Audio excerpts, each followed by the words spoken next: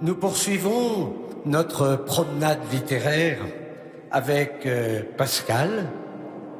La semaine dernière, nous avions déjà posé la question du jansénisme de Pascal. Nous allons poursuivre et peut-être que la réponse est justement dans le mémorial. Oui, Blaise Pascal est-il janséniste? Jansénius publie en 1640 l'Augustinus, où il affirme que le salut n'est accordé qu'à ceux qui ont la grâce, et cette grâce n'est attribuée qu'à un petit nombre d'élus, pour des raisons d'ailleurs qui nous restent complètement impénétrables. Cette doctrine, appelée jansénisme, devint la doctrine de Port-Royal. Elle posait, cette doctrine, le redoutable problème de la liberté humaine et de la possibilité pour l'homme d'accéder à une voie morale et spirituelle authentique par sa propre volonté et ses propres mérites.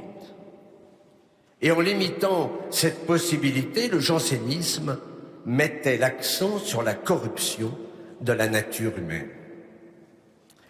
Pascal, en 1656, entreprit de défendre ses amis jansénistes contre les attaques des jésuites qui, s'appuyant sur ce grand théologien espagnol Molina, affirmait que tout homme a, s'il le demande à Dieu, la grâce nécessaire pour éviter le péché. Et Pascal se fait polémiste et publie, pour gagner l'opinion, 18 lettres intitulées « Les Provinciales ». Ces propositions laxistes, dénoncées dans ces lettres, seront plus tard condamnées par les papes Alexandre VII et Innocent XI.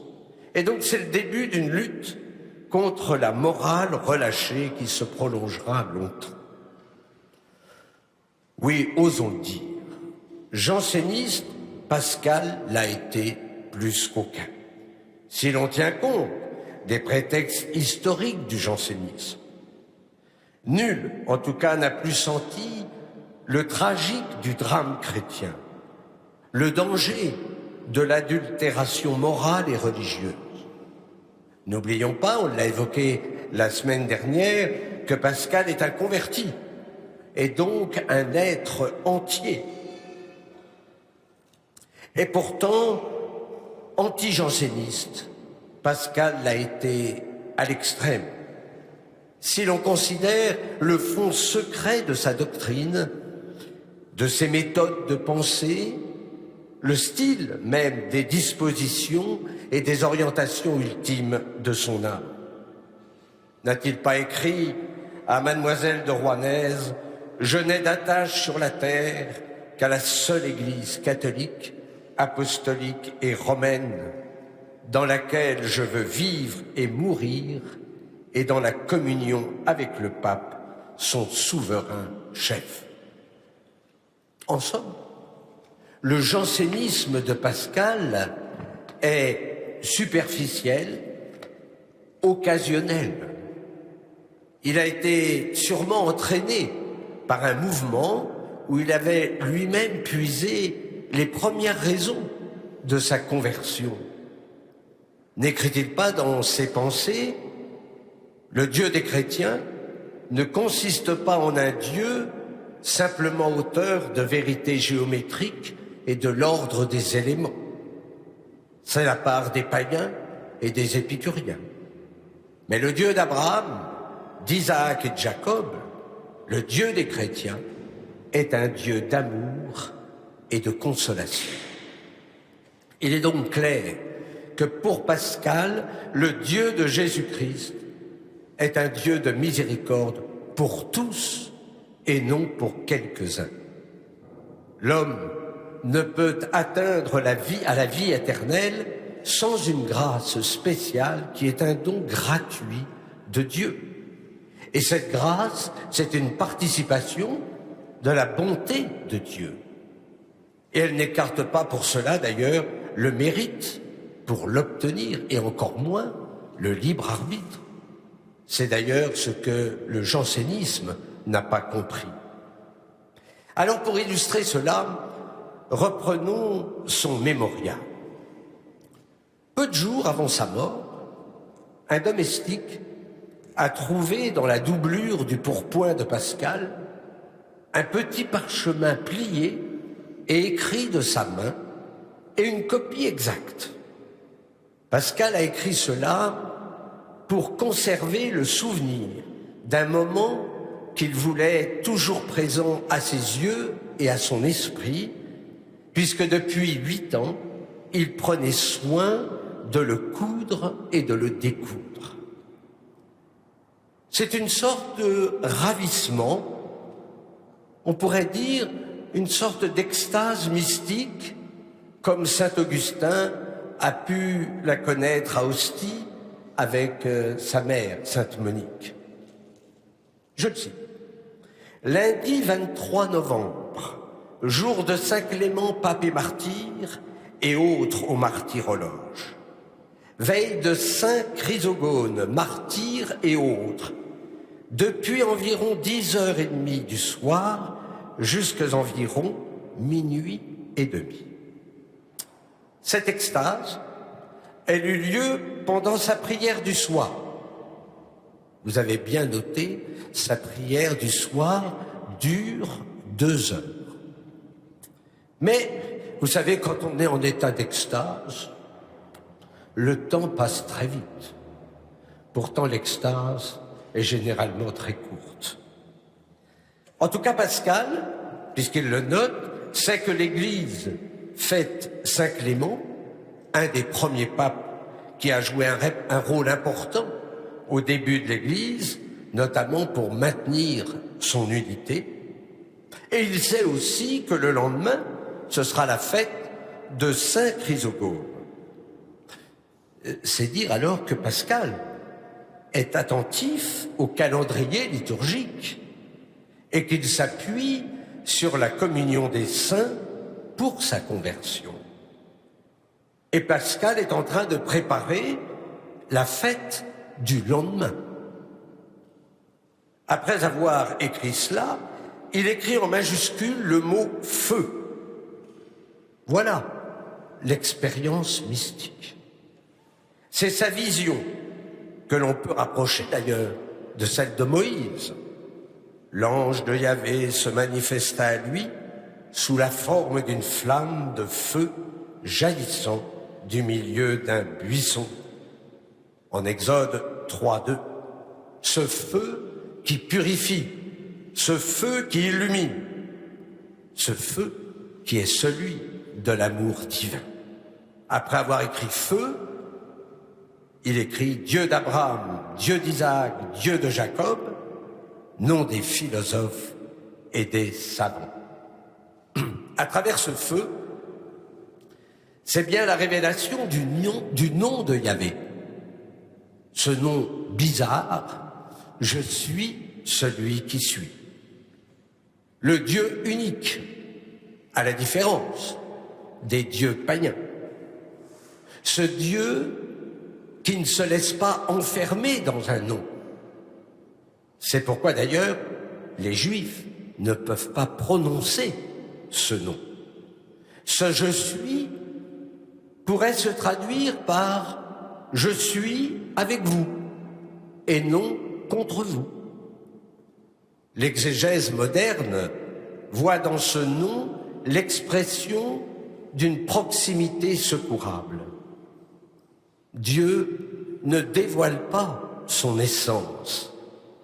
Il se révèle comme un Dieu pour Israël, c'est-à-dire un Dieu pour les hommes. Et donc l'être de Dieu n'est pas un être en soi, non, c'est un être pour. Il est celui qui est, il est l'être par opposition au devenir. Ce n'est pas un être replié sur lui-même, un être qui serait isolé au 7e ciel, non. Le propre de Dieu, c'est de se donner. C'est un être qui se donne. Ce Dieu qui est en même temps celui qui est avec nous. Son nom est saint et le rayonnement de sa sainteté sanctifie son peuple. Vous voyez que nous sommes loin du Dieu des philosophes et des savants dont fait partie Pascal. Si notre savant évoque le Dieu de l'Ancien Testament, c'est sans doute pour reprendre les mots du Christ à propos de la résurrection des morts. Rappelez-vous, et pour ce qui est de la résurrection des morts, n'avez-vous pas lu l'oracle dans lequel Dieu nous dit « Je suis le Dieu d'Abraham, le Dieu d'Isaac, le Dieu de Jacob » Ce n'est pas de morts, mais des vivants qu'il est le Dieu, en Matthieu 22, 32. Il s'agit donc bien de la révélation de Dieu à travers sa parole. Et Pascal est comme foudroyé, ébloui par cette révélation. Certes, la raison est bien présente, mais elle va désormais se mettre au service de la révélation. On avait déjà évoqué sa conversion intellectuelle.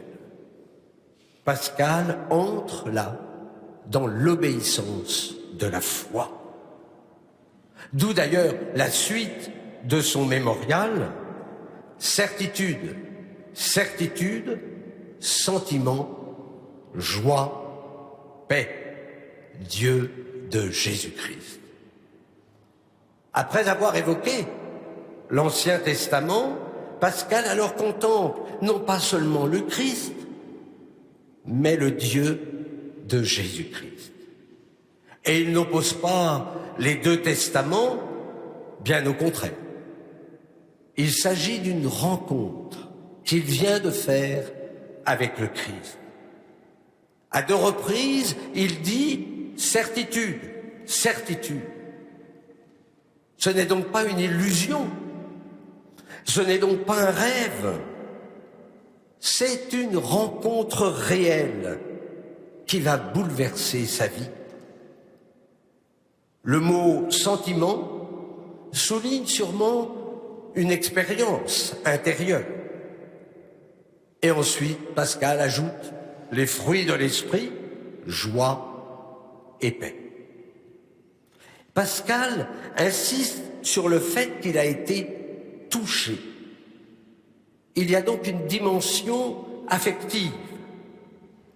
Je vous l'ai souvent dit, on ne ressent rien dans la prière. Il n'y a pas de gousi-gousi, il n'y a pas de frisson, non, mais il y a un sentiment de plénitude, de paix et de joie. C'est-à-dire, il s'agit bien de la présence de Dieu qui habite son cœur. Le Dieu de Jésus-Christ est un Dieu proche.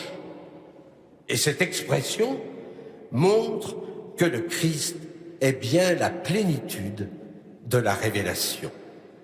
Puis il écrit en latin Deum meum et Deum vestrum.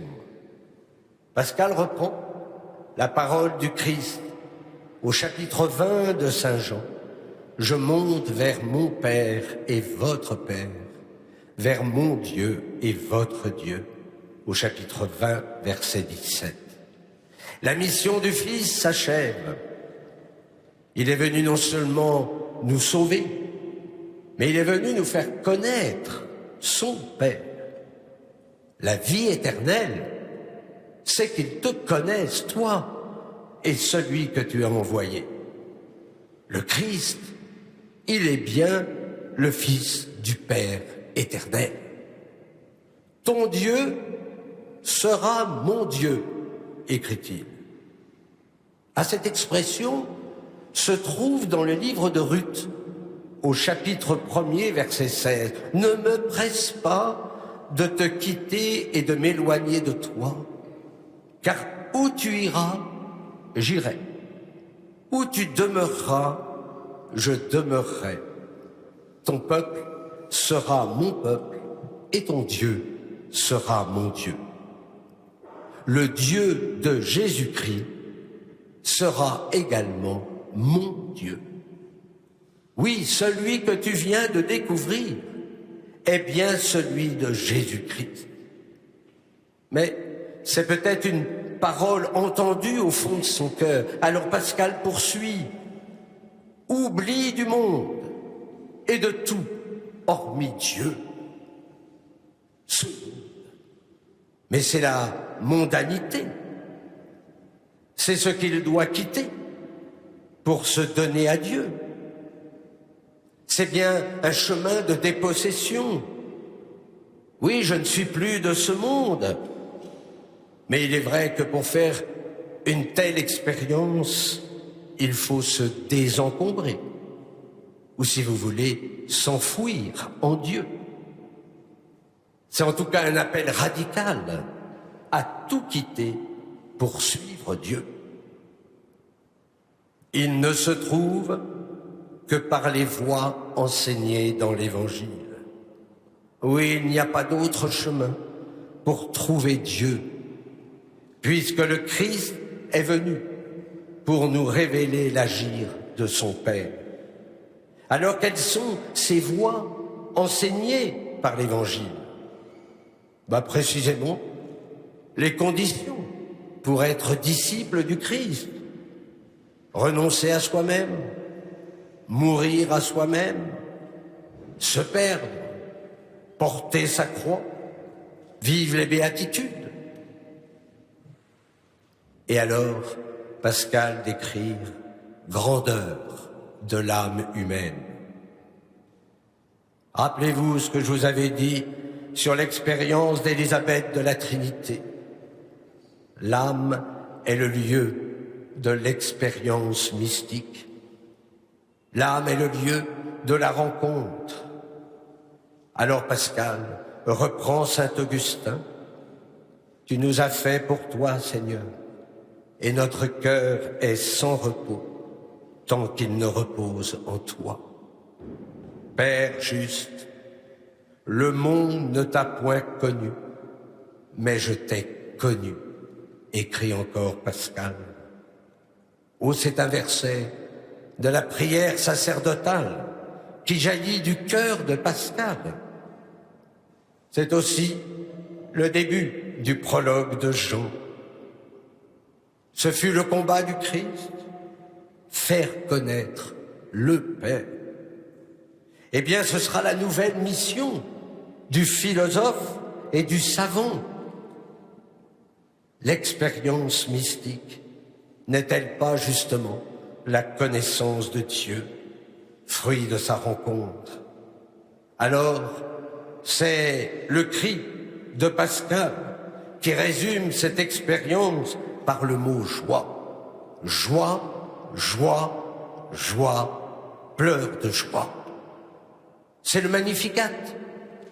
C'est la découverte pour lui de la proximité de Dieu qui nous aime. C'est sans doute la plus belle expérience de sa vie. Et il aurait voulu sans doute que cet instant durât toujours. Il a ouvert les vannes et ce sont des pleurs, signe de sa conversion.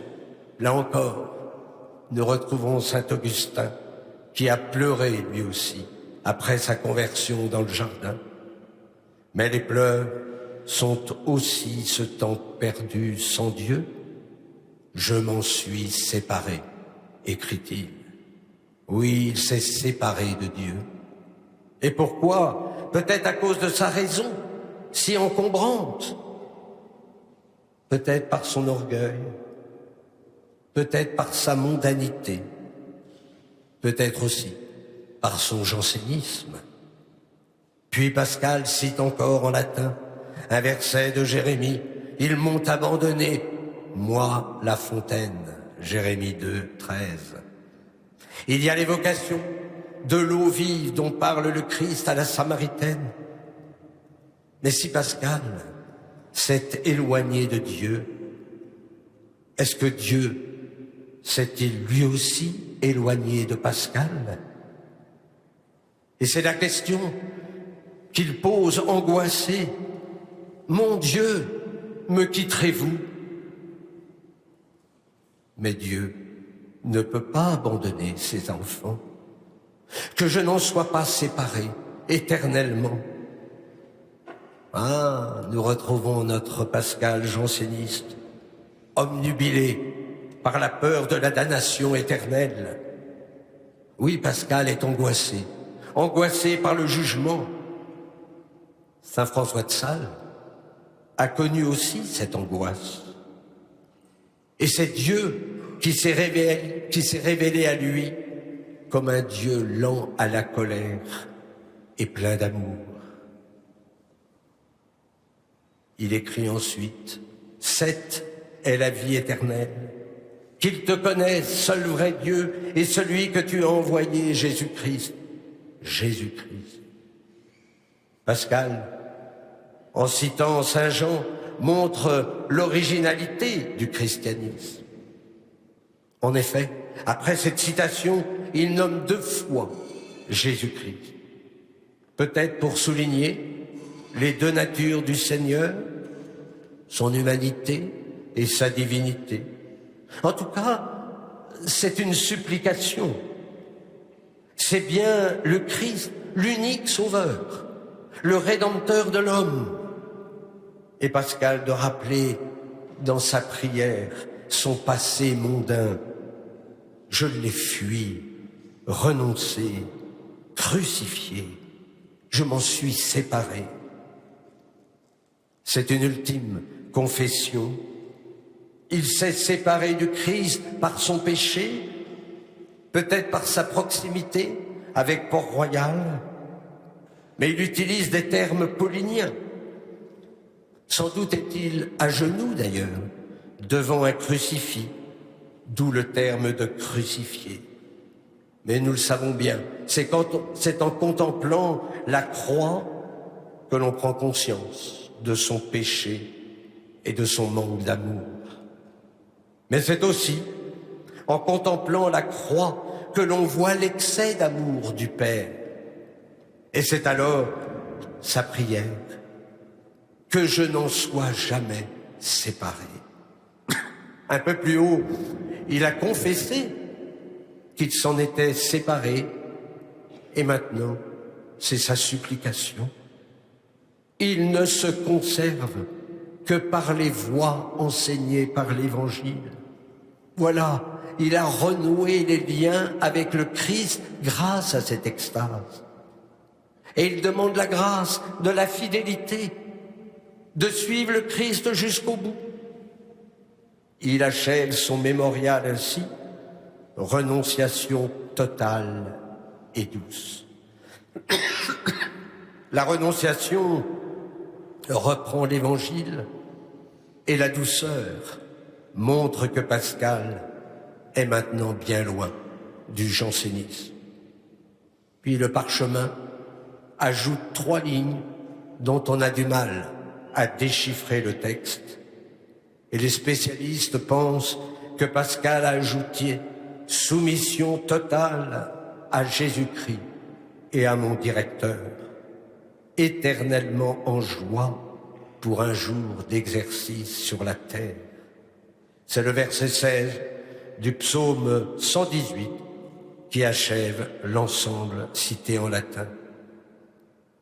Non, je n'ai pas oublié tes commandements. En conclusion, Pascal, après sa conversion, a découvert le rôle de la grâce, l'action de la grâce efficace, celle par laquelle Dieu agit en l'homme est nécessaire pour que la raison et la volonté, engagées dans la recherche, rencontrent leur véritable objet, percent le voile des apparences sous lesquelles il se manifeste et il se cache à la fois. L'action de la grâce consiste en ce qu'elle change les dispositions du cœur, ce fond de l'être humain que la concupiscence tourne habituellement vers les créatures et qu'elle anime de l'amour de Dieu. L'orientation du désir, l'orientation de l'affectivité commande le bon exercice de l'intelligence. Le propre de la grâce est d'agir dans l'instant et de ne durer que par un renouvellement continuel. Voici d'ailleurs ce qu'il écrit à Gilberte. La continuation de la justice des fidèles n'est autre chose que la continuation de l'infusion de la grâce, et non une seule grâce qui subsiste toujours. Et c'est ce qui nous apprend parfaitement la dépendance perpétuelle où nous sommes de la miséricorde de Dieu, puisque s'il en interrompt tant soit peu le cours, la sécheresse survient nécessairement. Et nous en faisons nous-mêmes l'expérience. Ainsi, l'homme devant Dieu est dans l'état de pauvre, privé de tout moyen d'agir sur Dieu, n'atteignant le sommet de la vie spirituelle que par une parfaite soumission à Dieu. Alors, quelques conséquences découlent de ce principe. D'abord, le temps de la vie spirituelle, c'est bien le présent. Mais c'est aussi une inquiétude malsaine qui nous fait regretter le passé ou attendre impatiemment l'avenir. Le passé n'appelle que la pénitence. L'avenir, c'est l'espérance. Mais avec Pascal, l'espérance mêlée de crainte. Il nous faut plutôt cette nouveauté perpétuelle qui caractérise la vie spirituelle. La pleine union à Dieu ne s'atteint que dans la pleine dépendance de Dieu. Et celle-là, cette union, elle se réalisera dans la vie éternelle.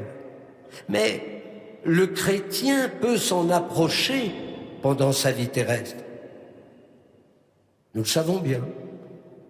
Les débuts dans la piété sont souvent douloureux. Cesser de se laisser aller à la concupiscence, poursuivre l'entraînement de la grâce, provoque parfois un véritable déchirement. Sans doute aussi, le corps doit-il toujours être maîtrisé, si bien que l'extérieur doit se joindre à l'intérieur. Mais la grâce, aliment de la vie spirituelle, procure déjà un avant-goût des joies de l'éternité. Pascal écrit à Mademoiselle de Rouennaise, « Il ne faut pas croire que la vie des chrétiens soit une vie de tristesse. On ne quitte les plaisirs que pour d'autres plus grands. » La doctrine spirituelle de Pascal ne se dégrade jamais en moraliste. Elle tend plutôt constamment à s'épanouir dans la mystique. On peut dire que Pascal fut le précurseur de l'esprit classique, préoccupé de toujours marquer la distinction des méthodes, ça c'est le savant, des domaines et des talents, soucieux à la fois de rigueur logique dans la démonstration et de souplesse psychologique dans l'art de persuader. Il esquisse un idéal de beauté conforme au vrai, à la nature, aux justes proportions. On croit connaître Pascal par les sujets du bac que vous avez peut-être eus. La vraie morale se moque de la morale. L'homme n'est qu'un roseau où sans divertissement point de joie. Dieu merci, notre auteur ne se résume pas à ces phrases définitives. Alors je vous invite à lire ou à relire, d'un point de vue peut-être plus spirituel, ce grand chrétien du XVIIe siècle. Merci.